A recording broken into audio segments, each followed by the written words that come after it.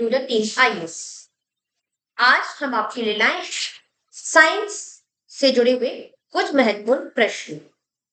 तो बिना time waste किए स्टार्ट करते हैं पहले क्वेश्चन से। तो जो पहला क्वेश्चन है वो है the posture and the balance of the body is controlled by, यानी कि आपके शरीर की मुद्रा और संतुलन किसके द्वारा नियंत्रित की जाती है। वैसे तो हम सब जानते हैं कि ये सब दिमाग के द्वारा नियंत्रित किया जाता है, लेकिन दिमाग के भी तीन भाग होते हैं। पहला fore brain, mid brain, hind brain. Clear? तो यहां पे जो आपसे प्रश्न किया जा रहा है वो प्रश्न ये किया जा रहा है कि जो बॉडी का पोस्चर है और बैलेंस है, इसे कौन सा पार्ट मेंटेन करता है, कंट्रोल करता है। क्लियर? वर्ड यहां पे देखिए कंट्रोल कर है। क्लियर? तो इसका आंसर क्या होगा? इसका सिंपल सा आंसर सेरिबेलम होगा। सेरिबेलम होगा। क्लियर? अब आगे देखते हैं हम लोग ब्रेन के पार्ट के बारे में। ये देखिए, this is the human brain. Fore brain, fore brain, mid brain, hind brain. और इस पोर्शन को, ये जो आपको पर्पल कलर का पोर्शन दिख रहा है, इसी को क्या कहेंगे? सेरिबेलम, जो अभी सवाल में आपसे पूछा गया था। दोबारा प्रश्न पे आते हैं हम लोग।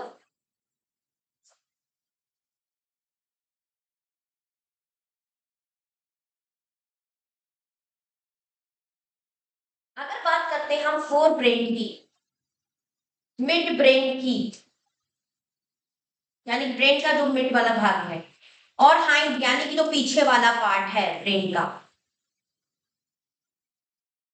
अगर हम लोग ठीक से देखेंगे फोर ब्रेन में, तो ये फर्दर तीन उस पर डिवाइड होता है। सेरिब्रम, थैलेमस एंड हाइपोथैलेमस में। सेरिब्रम, मैं यहां पे लिख देती हूं, cerebrum, thalamus and hypothalamus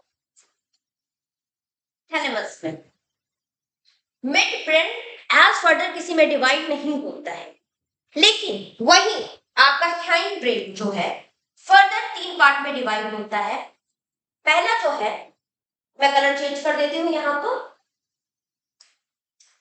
blue से लिखते हैं, सेरिबेलम, पॉन्स, जिसे पॉन्स पेरेली भी कहते हैं, और मेडुला, मेडुला ओब्लोंगेटा हुआ। ठीक, ये पार्ट याद रखिएगा, कई बार प्रश्न आया हुआ है इससे। क्लियर? लेकिन इस प्रश्न का तो सही आंसर है वो क्या है? ए। आते हैं नेक्स्ट क्वेश्चन पर। जो सेकंड क्वेश्चन आप देख रहे हैं, blue colour appearance of the sky is due to, जो आसमान होता है उसका कलर नीला क्यों होता है? बेसिक एनसीईआरटी क्वेश्चन है। बीपीएससी जो क्वेश्चन का ट्रेंड उठा रहा है वो कहां से उठा रहा है? वो एनसीईआरटी से उठा रहा है। क्लियर? तो इसका आंसर क्या है? आपने एनसीईआरटी की बुक उठाई होगी, आपने पढ़ी होगी, आपने देखा होगा कि सीधे सीधे इसका क्या कहते हैं? स्कैटरिंग ऑफ लाइट, यानी कि option number B. Third question पे आते हैं, the process in which non biodegradable, word पकड़ो, नॉन बायोडिग्रेडेबल, जैसे कि प्लास्टिक। अब ये क्या कह रहा है यहाँ पे question? The process in which non biodegradable pesticide accumulate in increasing amount at each higher tropical level within the food chain is referred to as, इसमें से क्या रिफर करते हैं उसको? क्या उसे बायोमैग्निफिकेशन कहते हैं, उसे यूटोफिकेशन कहते हैं, या उसे पोल्यूशन कहते हैं, या उसे एक्यूमुलेशन कहते हैं? क्या कहते हैं? आप चाहें तो वीडियो को पॉज करके आंसर कर सकते हैं। क्लियर? सही आंसर होगा बायोमैग्निफिकेशन। बायोमैग्निफिकेशन।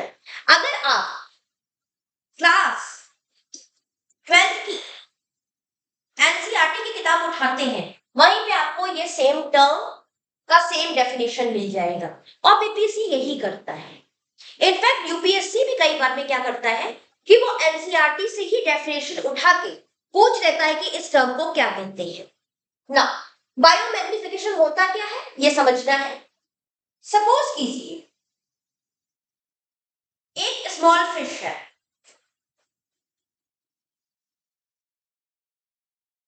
उसने अपनी जिंदगी में खाना खाया ही होगा।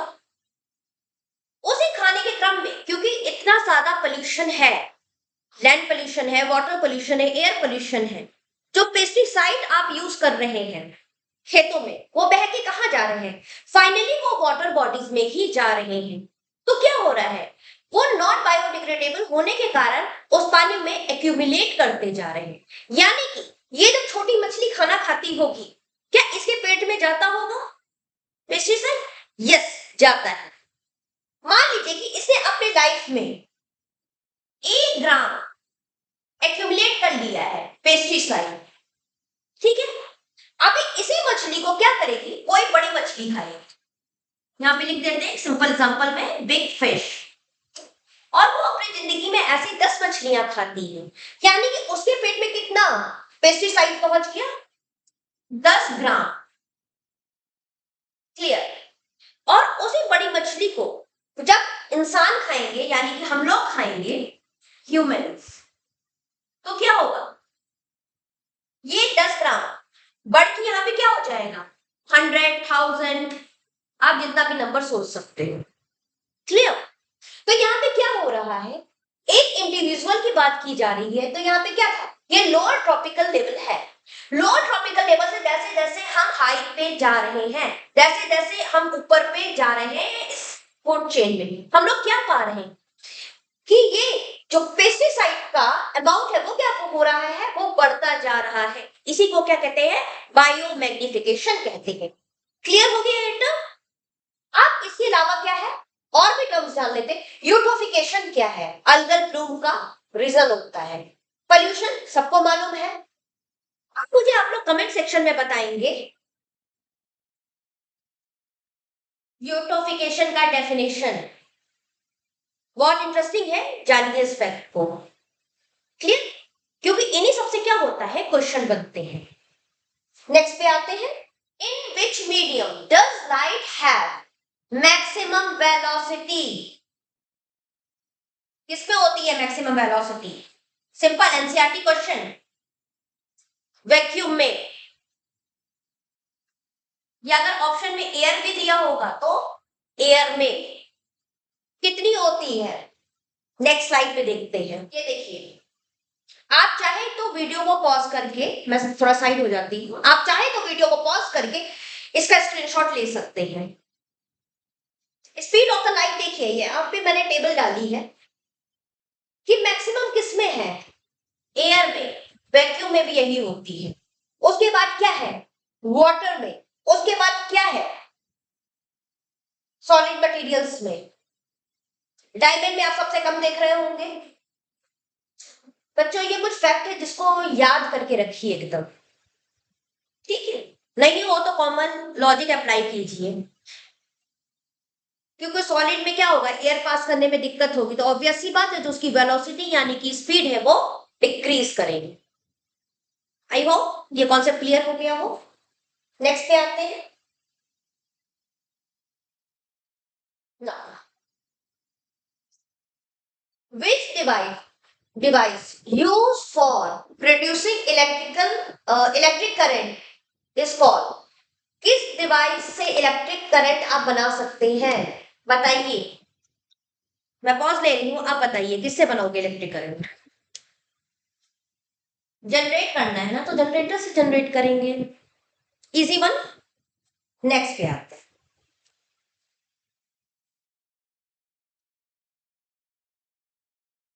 विच of the following non metal, देखिए यहां पे वर्ड पकड़िए, non metal is gas at room temperature, इनमें से कौन सा नॉन मेटल गैस ही रहता है रूम टेम्परेचर में?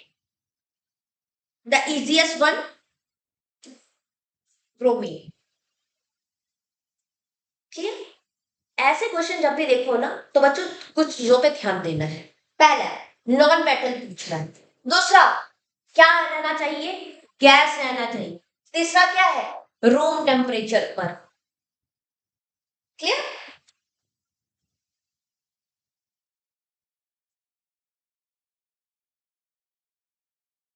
मिथाइल ऑरेंज, मिथाइल ऑरेंज कुछ लोगों के लिए थोड़ा सा यूनिक लगा होगा ना, क्योंकि अभी तक आप लोगों ने सिर्फ लिटमस पेपर का नाम सुना है। लेकिन अगर आप एनसीईआरटी देखते हैं, क्लास 7 एनसीईआरटी देखते हैं, तो लिटमस पेपर के अलावा उस पे मिथाइल ऑरेंज का नाम भी दिया हुआ है। क्लियर? नाउ क्या मिथाइल ऑरेंज एसिडिक मीडियम में पिंक हो जाता है और बेसिक मीडियम में येलो रहता है?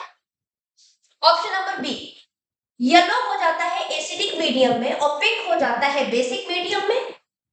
ऑप्शन नंबर सी कहता है कलर लेस रहता है एसिडिक मीडियम में और पिंक हो जाता है बेसिक मीडियम में। ऑप्शन नंबर डी कहता है कि पिंक कलर शो करता है एसिडिक मीडियम में और कलर लेस हो जाता है बेसिक मीडियम में। जो बच्चे एनसीईआरटी पढ़े होंगे, जिनने क्लास अटेंड किया होगा, उनको अच्छे से मालूम होगा इसका आंसर कि मिथाइल ऑरेंज पिंक होता है एसिड में और येलो होता है बेसिक मीडियम में। क्लियर?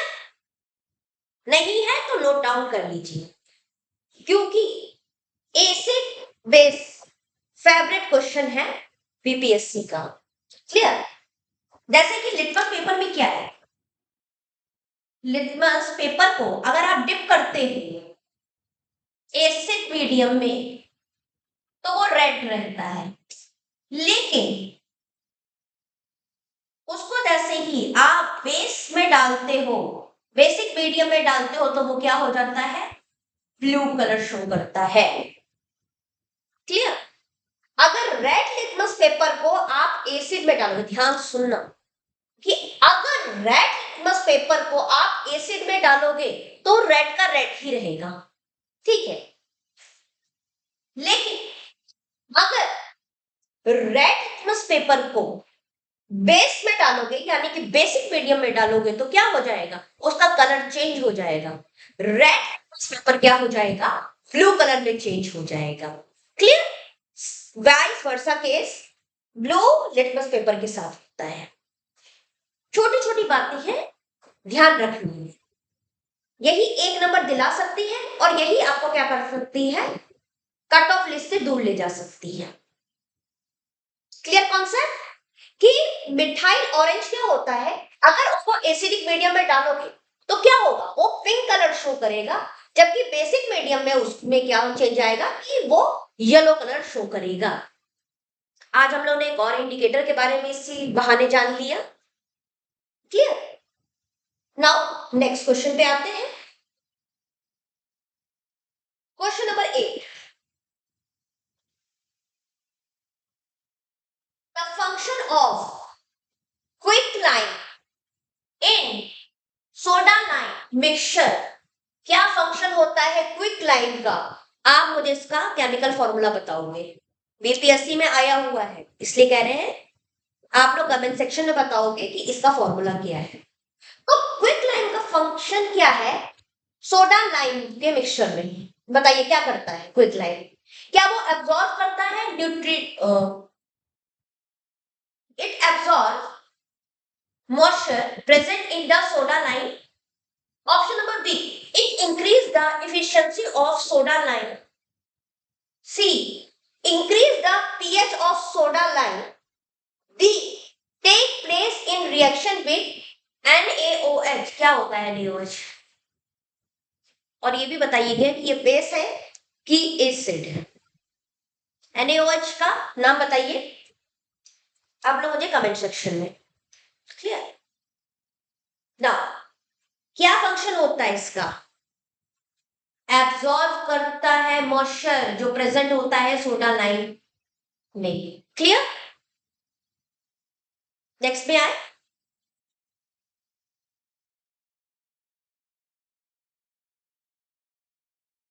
ऐसे क्वेश्चन जब जब चार स्टेटमेंट लिखे हो, ये तो छोटे स्टेटमेंट है, वर्ड्स ही कह लीजिए।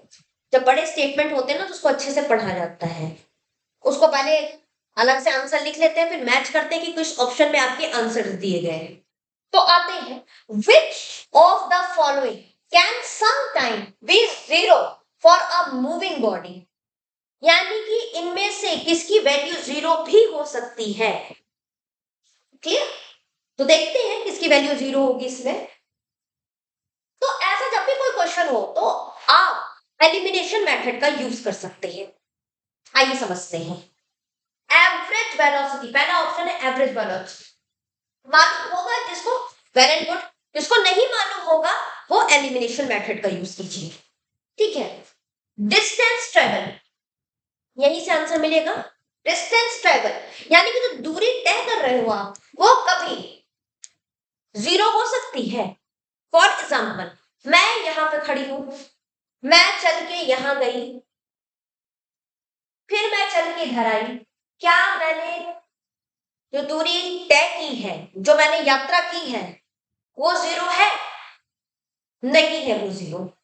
यानी कि जो ये पूछ रहा है कि जीरो हो सकती है, तो यानी कि ये तो कभी नहीं होगा। यानी कि सेकंड नंबर जिस जिस ऑप्शन में होगा वो एलिमिनेट हो जाएगा। तो देखते हैं सेकंड ऑप्शन किस किस ऑप्शन में है। सेकंड ऑप्शन यानी कि इसमें है, ये एलिमिनेट हो गया। क्लियर? अब आते हैं एवरेज स्पीड में। तो स्पीड क्या होता है, मैं यहां पे लिखती हूं। स्पीड क्या होता है? Distance by time, distance by time. Clear? और वेलोसिटी क्या होता है, मैं यहां पे वेलोसिटी का लिखती हूं। वेलोसिटी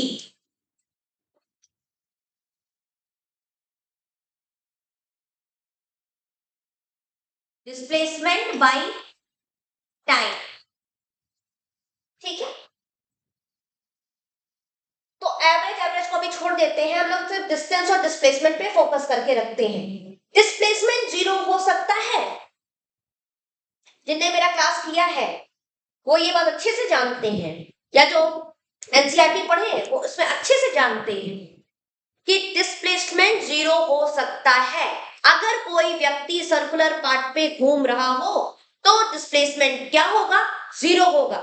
दूसरा केस है कि अगर कोई व्यक्ति ए पॉइंट से चल रहा है, ये मान लीजिए पॉइंट ए है, यहां से चल के बी पे आया और दोबारा लौट के फिर से ए पे चला जाए, तो क्या हो जाएगा? उस केस में डिस्प्लेसमेंट जीरो हो जाएगा। यानी कि डिस्प्लेसमेंट तो भाई जीरो हो सकता है, सीधा निकल रहा है।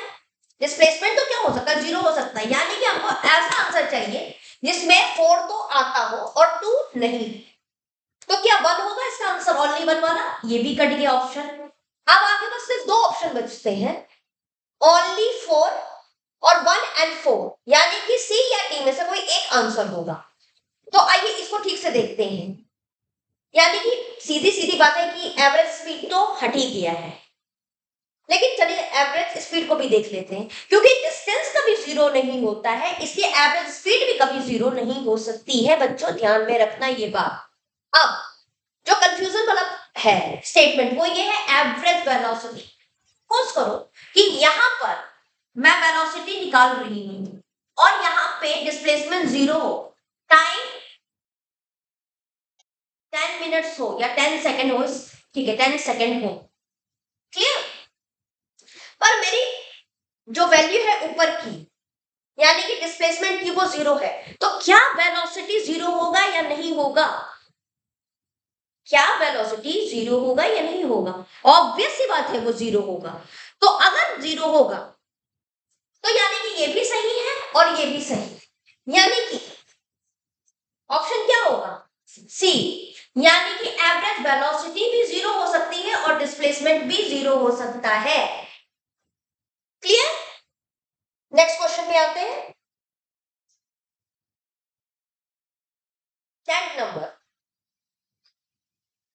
What type of chemical reaction take place when electricity is passed through water? कौन सा होता है? Decomposition. One liner question. Okay? Next पे आते। कभी कभी देखा होगा कि बहुत ज्यादा एक्सरसाइज करते हो तो क्या होता है, मसल्स में पेन होने लगता है। क्यों होता है, यही तो क्वेश्चन है। क्यों होता है, किसके कारण होता है? कार्बोनिक एसिड के कारण होता है, लैक्टिक एसिड के कारण होता है, एटीपी के कारण होता है, एडीबी के कारण होता है। ठीक है, एटीपी और एडीबी किसके कारण होता है? बेसिक फैक्ट है, लैक्टिक एसिड के कारण होता है। क्योंकि जब हम विग्रस एक्सरसाइज करते हैं या बहुत तेजी से बहुत देर तक दौड़ते हैं तो जितना ऑक्सीजन सप्लाई होनी चाहिए मसल्स में उतनी नहीं हो पाती है, जिसके कारण क्या होता है, वहां पर एनएरोबिक रेस्पिरेशन स्टार्ट हो जाता है। और उस एनएरोबिक रेस्पिरेशन के कारण क्या होता है, लैक्टिक एसिड का फॉर्मेशन हो जाता है मसल्स पे। क्लियर? तो यहाँ पे आंसर समझ में आ गया आप लोगों को कि इस केस में क्या होगा, लैक्टिक एसिड हो जाएगा। Now question number 12, the process by which water move through a semi permeable membrane, underline the word semi permeable membrane from the region of higher concentration to the region of lower concentration, किस process में होता है? इवेपराइजेशन में होता है? नहीं, भाप बन के उड़ जाता है वाटर। वाटर जो वाटर वेपर में कन्वर्ट होता है उसको इवेपराइजेशन कहते हैं। डिफ्यूजन में होता है, जो गैस स्प्रे करते हैं हम लोग, थोड़ा सा भी ड्यू स्प्रे करते हैं और वो पूरे रूम में उसकी महक फैल जाती है, वो डिफ्यूजन के थ्रू होता है। दोनों ऑप्शन कट गया, ऑल ऑफ दिस तो ऐसे ही कट गया, ऑप्शन बचा क्या, ऑक्समोसिस। और यही सटीक डेफिनेशन है ऑक्समोसिस का। क्लियर? ऑक्समोसिस भी बीपीएससी या अदर स्टेट पीसीएस का, इनफैक्ट यूपीएससी का भी फेवरेट टॉपिक है। तो ध्यान में रखिएगा, चाहे तो पॉज करके इसको अपने नोट्स में लिख भी सकते हैं।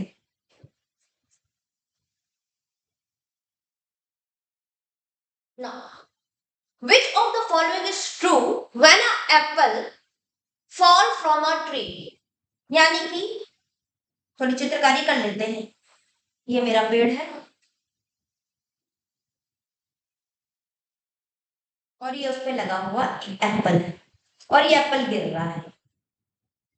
ठीक है, ये तो मालूम है कि एप्पल गिरा क्यों है, ग्रेविटी के कारण गिरा है। लेकिन ये एप्पल और अर्थ क्या एक दूसरे को अट्रैक्ट करती है या एक दूसरे को रिपेल करती है, या सिर्फ अर्थ ही अट्रैक्ट कर रही है एप्पल को?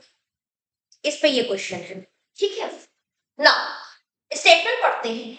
ऑप्शन ए में दिया हुआ है only the earth attract the apple. Clear? B में दिया है only the apple attract the earth. नहीं तो फिर तो धरती सेब के पास पहुंच जाती। Just kidding. सी में है both Apple and earth attract each other. D में है both Apple and earth repel each other. Repel यानी कि धक्का देना। क्या लगता है क्या सही होगा यहाँ पर? अट्रैक्शन। ग्रेविटी का सिंपल डेफिनेशन होता है दो बॉडी एक दूसरे को अपनी ताकत से खींच रही है। ठीक है, अपनी ओर खींच रही है। जो बड़ी चीज होगी उसकी पावर ज्यादा होगी, इसलिए वो छोटी चीज को अपने तरफ खींच लेती है। क्लियर? लेकिन दोनों ही बॉडी क्या करती है, सामने वाली बॉडी को अपने तरफ अट्रैक्ट करने की कोशिश करती है। यानी कि अर्थ तो एप्पल को खींच ही रहा है, ये एप्पल भी कोशिश कर रहा था कि अर्थ को ऊपर खींच ले, लेकिन जो बलवान था वो जीत गया। क्लियर? नाउ नेक्स्ट पे आते हैं।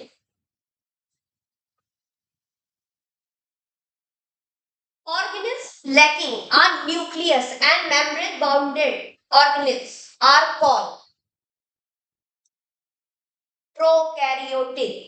प्रो का मतलब ही प्रिमिटिव होता है। वैसी सेल जिसमें वेल डिफाइंड न्यूक्लियस ना हो, यानी कि उसका जो जेनेटिक मटेरियल, चाहे डीएनए हो चाहे आरएनए, वो नेकेड। क्लियर? उसी को क्या कहते हैं? प्रोकैरियोटिक कहते हैं। यूकैरियोटिक में क्या हो जाता है चेंज? मैं यूकैरियोटिक भी बना देती हूँ। जैसे ये आपकी सेल है, ये वेल डिफाइंड न्यूक्लियस है और उसके अंदर जेनेटिक मटेरियल है आपका। मे बी डीएनए भी हो सकता है, आरएनए भी हो सकता है। क्लियर? क्वेश्चन में पूछ रहा है the organism lacking a nucleus and membrane bounded organism, उसको क्या कहते हैं? प्रोकैरियोटिक। क्लियर? यहाँ पे डायग्राम दिया हुआ है, आप वीडियो को पॉज करके देख सकते हैं। Prokaryotic, eukaryotic. Clear? Last question, the adrenal gland. अगर आपने ध्यान से देखा होगा प्रीवियस वीडियो साइंस का, जनरल साइंस का, तो मैंने एड्रिनल ग्लैंड पे सवाल पूछा था और मुझे इसका आंसर भी मिला था, तो मैं थैंक्स कहना चाहती हूँ। इसी तरीके से आप लोग कमेंट करते रहिए और साथ में लाइक एंड सब्सक्राइब भी कीजिए हमारा channel. Now the adrenal gland is located above which part of the body? Adrenal gland का पोजीशन कहाँ है हमारी बॉडी में? किडनी, हार्ट, ब्रेन या लंग्स? एड्रिनल ग्लैंड वही इमरजेंसी ग्लैंड, ठीक है। उसके पोजीशन कहाँ है? किडनी के ऊपर है। मैं डायग्राम के थ्रू आपको दिखाती हूँ। ये आपकी किडनी है, इसके ऊपर देखिए ध्यान से, आपको ये दिख रहा होगा ट्रायंगल टाइप का, इसी को एड्रिनल ग्लैंड कहते हैं। इसी को क्या कहते हैं? एड्रिनल ग्लैंड कहते हैं। इसी के ऊपरी वाले भाग को कॉर्टेक्स कहते हैं और जो बीच वाला ये जो भाग दिख रहा है उसी को मेडुला कहते हैं। क्लियर? इसलिए जब भी आप ग्लैंड के बारे में पढ़िए तो आप जानिए, और खासकर जब आप इंडोक्राइन ग्लैंड के बारे में पढ़ते हैं तो इसमें जानिए कि उनकी पोजीशन क्या है और कौन सा उनसे हार्मोन सेक्रेट हो रहा है। क्लियर? तो हमारी ये कोशिश रहती है कि आपको शॉर्ट वीडियो में मैक्सिमम क्वेश्चन आपको प्रैक्टिस करवा दिए जाए, साथ ही साथ इन क्वेश्चन के थ्रू आपको एक्स्ट्रा वर्क्स भी दी जाए। आई होप ये सेशन आपके लिए हेल्पफुल हो रहा है। इसी तरीके से अपने प्रिपरेशन को कंटिन्यू रखिए और हमारे साथ बने रहिए। Thank you and all the best for your preparation.